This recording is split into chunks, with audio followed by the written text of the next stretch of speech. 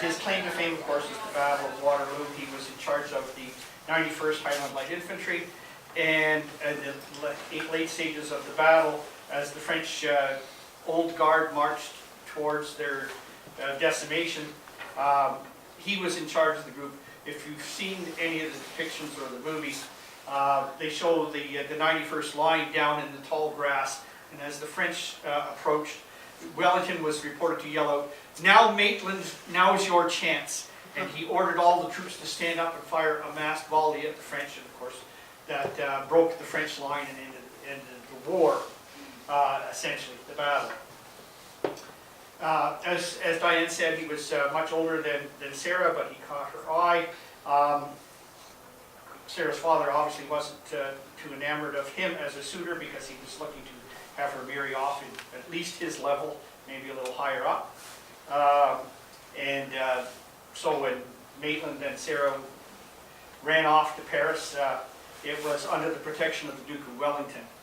And it was he who facilitated the reconciliation between daughter and father and ingratiated son-in-law with the father. It turned out that they both had a mutual passion for cricket, and so they got on very well together. And that's probably what saved him from being in disgrace, and also got him his position as Lieutenant Governor here in Ontario, Upper Canada.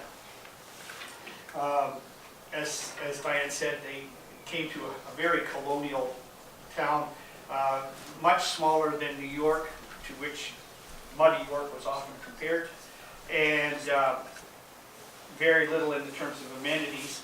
You had to homegrown your amenities. So Sarah, being able to order fabric and designs from Europe and have them sent through New York or Boston. I don't know why they didn't come from Montreal, but apparently that was the easier route. Was one thing. I don't know, because we don't have mass manufacturing, but we do have designers, the equivalent of Dolce & Gabbana and everybody in Paris. They would design the latest outfits and showcase them both on live models and on mannequins, and they would be copied in miniature and sent to the great locations like New York, and London, everywhere else, on dolls. So the dolls would be about 2 feet high. Yeah, 27 inches tall. And so you would order a fabric, and you would order the doll, and the doll would come dressed in the design. And then you took that design to your local seamstress, and she measured it to fit you. And that's how it came to be. So Sarah would have all of these wonderful outfits sent, and of course, if she's going to host a party, as is required by the wife of the Lieutenant Governor, the local ladies of any level don't want to be seen as looking like poor cousins. So they would order up stuff, probably killed their husband's credit cards, but they would order up stuff and have them built too, made too.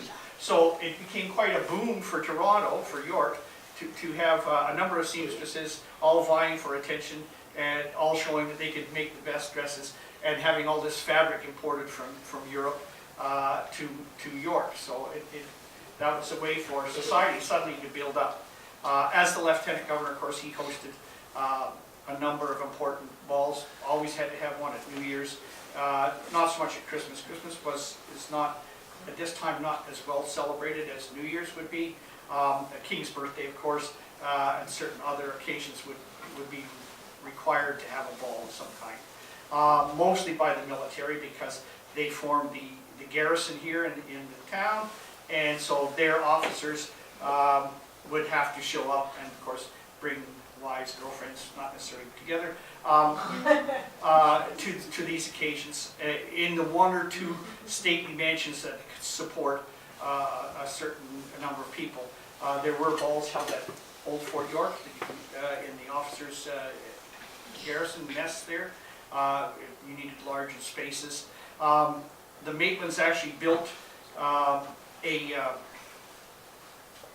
well, be a giant marquee on a lawn in order to have one party. So a temporary structure just to have the party. And of course, the military were the only people who had accomplished musicians, so they would provide the music.